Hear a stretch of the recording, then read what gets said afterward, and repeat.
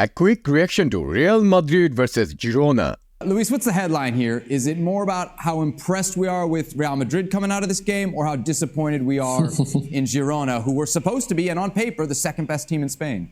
Yes, we thought that it was going to be a more equal game, but in the end, I think only in possession were similar, if we can call it this way. It's true that we were expecting a Girona, the way that we've seen it, open, playing with that dominance that they like, to be important, arriving to Bernabeu, not changing the style of play. But they found in front of them a very good Real Madrid. That Real Madrid, knowing that against Girona, the way they've been playing, a team that has got a lot of personality on the field, they needed to bring the A game, and that's what they've done. We always talk about the quality of the players of Real Madrid in the last third. You can see that the individual talent that they have, they can kill a game in just one instance. And we've seen it with Vinicius, with Rodrigo, with Bellingham. There's just too much quality up front. But I think that today was an overall fantastic game of Real Madrid, because in defense, even without one centre-back, they've been solid. They've been strong. They didn't allow Dobby to get into the ball. So before I say anything about this game, let me ask you a simple question. Is this game the easiest game Real Madrid has played this season so far? For me, it might be, because the way Real Madrid played today, it was astonishing. Like beautiful, scintillating football, sublime football. I don't have enough adjectives to describe how this match went for Real Madrid. Also, Luis mentioned that many people expected this match would be similar or very competitive or equal match.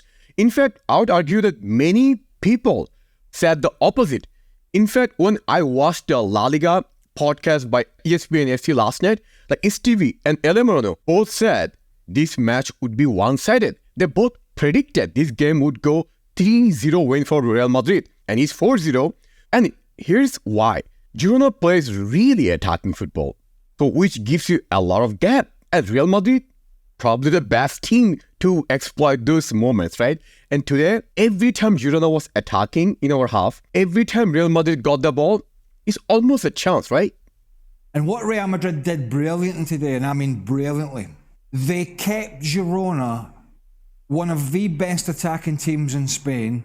They kept them away from their weakest point for pretty much all the game, that being their back four. This is a decimated back four in goalkeeping position. I mean decimated. No Rudiger, no Militao since the start of the season, no Alaba, no Nacho. They've struggled in the left back position. They've struggled in the goalkeeper position. Kepa's been in, Lunen's been in, Kepa's been back in, Lunen's been in.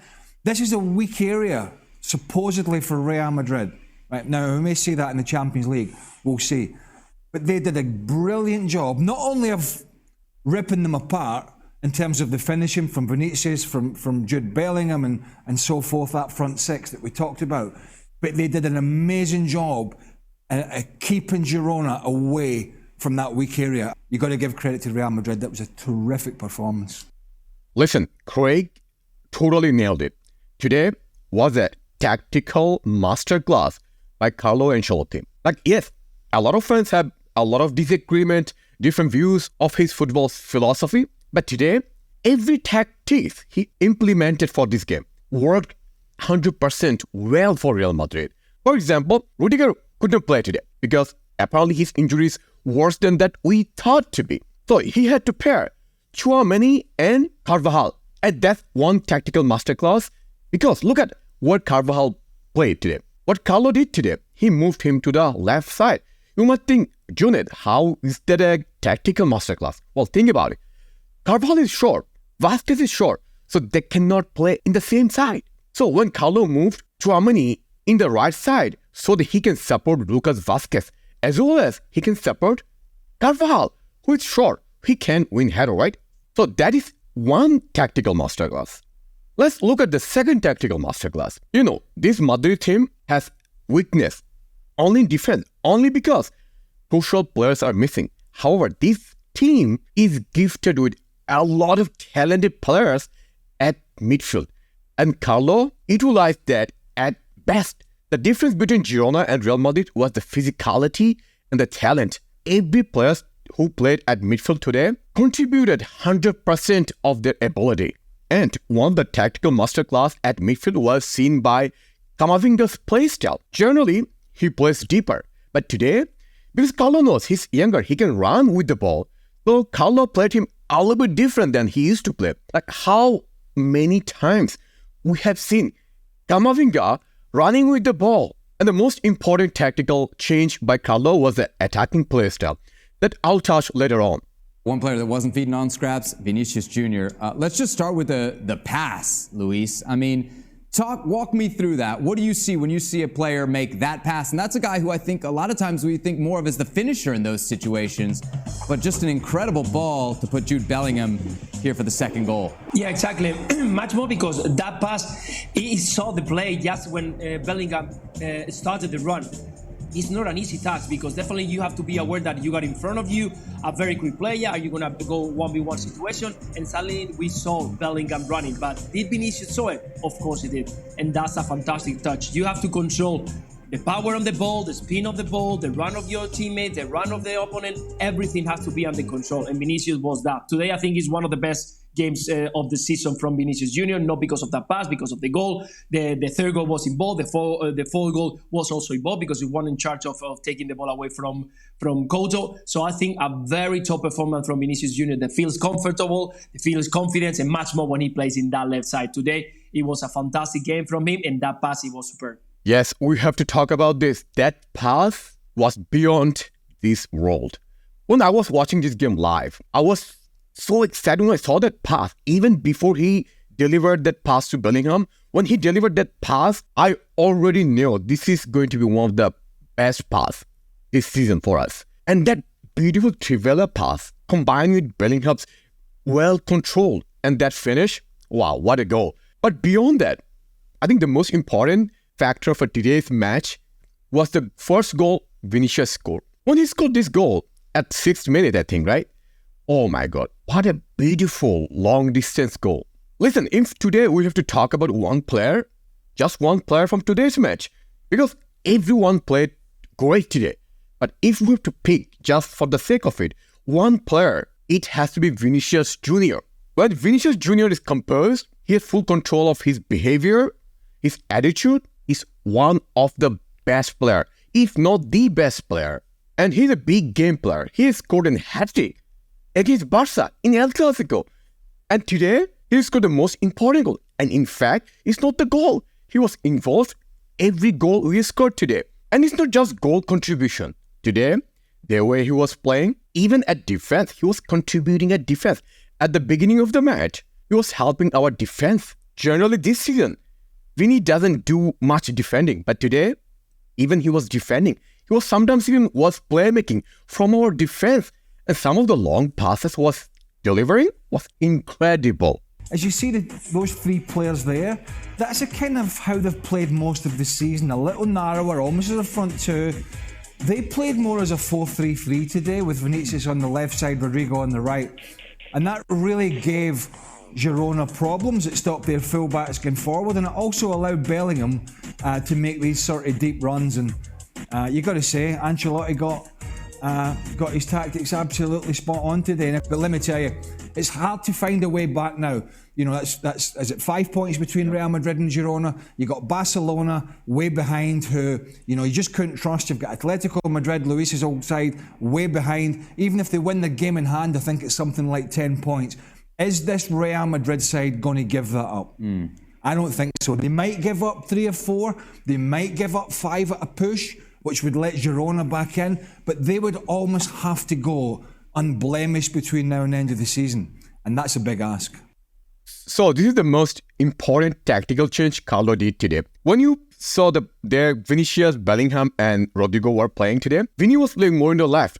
Rodrigo was playing more in the right. So the Jude was making run in the middle, more like a center forward. So that was a game changer because Vini was occupying their left side, Rodrigo was on the right side, so their fullbacks could not attack, as Craig just pointed out. That was important for attack today. And because of that change, Bellingham also scored 2 goals today because he's been missing goals in last few matches, right? One of the reasons was that for somehow, because of maybe some tactical change, maybe because of the other factors, he wasn't making as many runs as he was making in earlier season when he was scoring a lot of goals. And today, in the same way, he was making those runs and he scored 2 important goals.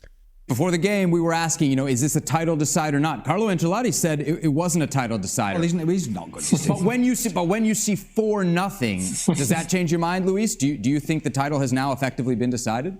Not 100%, of course, because number says that we cannot call it this way, but definitely it looks like a very strong Real Madrid. Again, we are talking about a Real Madrid without so many injuries, play out of position, and they still win. And they win against probably one of the best teams in the league. There's still a Clásico they get close, but Craig just mentioned.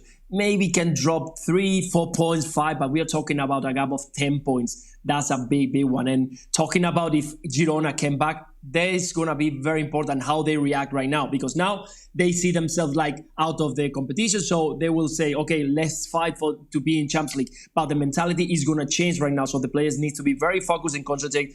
How are they going to play against Athletic Club de Bilbao? There is the next opponent. And Athletic Club, they come with a knife on their mouth because they see blood and they want to be in Champions League next season. So yeah, they need a big reaction. And in the title race, I'm thinking that the Real Madrid is already winning the trophy. So for me, this is the type of a game which decides the title winning team, right? 5 points difference against the second team, that's huge for Real Madrid. But don't forget, we're just in the half of the season. So we still have half season left. We have to play game by game. We can't be complacent. We have to play 100% every game possible. Just from a Girona point of view, Luis, what response do you think we see after this damaging defeat? Do you think that they can, once Blind's back, once Herrera's back, once Michel's back on the touchline, do you see them picking themselves off the floor and putting a good run of results together, or do you see this just falling away now? Yes, that's my concern. That's how they are going to bounce back, because definitely it's not a good result. They've been exposed today. They shown other teams how they struggle when they play with white players. So another point I'd like to point out is that another change that Carlo made today, like all the substitution Carlo made today, was just on point. I like that Carlo has given time for Arda Güler than Ceballos, because if you think about bigger picture, Arda Güler is one of the future for this team, right? He's going to play in the long run. Ceballos is almost 26 years or 27. I don't see him as a future for Real Madrid. I see him as a good squad player, but not like one of the most crucial player in the long run. Anyway, let's quickly summarize players' performance today. First of all, I don't even have to talk about Vinicius because he was other level. His performance was like beyond this galaxy. He got man of the match. Absolutely deserved, right? The second best player, maybe for me, it could be Bellingham because of his goals. The way Bellingham was playing today, I liked every run he was making. For example, today, at times when Vasquez was isolated, he has no passing option, right? In the right side. What Bellingham did, he made a run in the right side, close to Vasquez. Hey Vasquez, I'm here. Make a pass. And he made it possible for Vasquez to make a pass. Shows that Bellingham is a very versatile and intelligent player. And performance-wise, as I said before, every player who started this starting 11, just on point. Everyone gave their 100% today. Like, you can talk about Cruz. I mean, even at 34 years old, he had one of the impeccable performance you could imagine. Like, he had, I think, 17 out of 17 long passes today. That's insane. Like, some of the long passes he had today, like vertical long passes, was just beautiful. And then we have Kama. Oh my God. Modern Seedorf, right? Like, this guy has strong physicality. He'll intercept the ball, and then he'll run with the ball. And then Fede, one of my most favorite player from this Real Madrid team. You can talk about defense, you can talk about attack, you can talk about midfield control, you can talk about physical control at midfield, you can talk about physical dominance at midfield. That's Fede Valverde. For me, 10 out of 10 performance by Fede. And then our center backs, Carvajal and Tchouaméni. So we can combine this Tchouaméni Hal, right? That's a new nickname for Tchouaméni. Oh my God, what a player. For me, he's a better player as a center back than Nacho. Like, he was winning aerial duels. Also, how many clearances he had today? I couldn't count. Like, every time they were making a pass, he blocked or cleared it. And then Carvajal. Yes, this guy is short, not ideal for center back, but this guy has a huge heart. This guy has everything to play for this club. He has passion, his aggression. Like, I can fault like the way he played today. And here's the most important stat from today's match. Despite these are the most unnatural center-backs pairing possible, we considered 0 shots on target. That's insane. Against one of the best attacking team in La Liga, like Girona scored the most goals in La Liga, and we considered 0 shots on target. Anyway, let me know what did you think about our performance today. Let me know in the comment section below.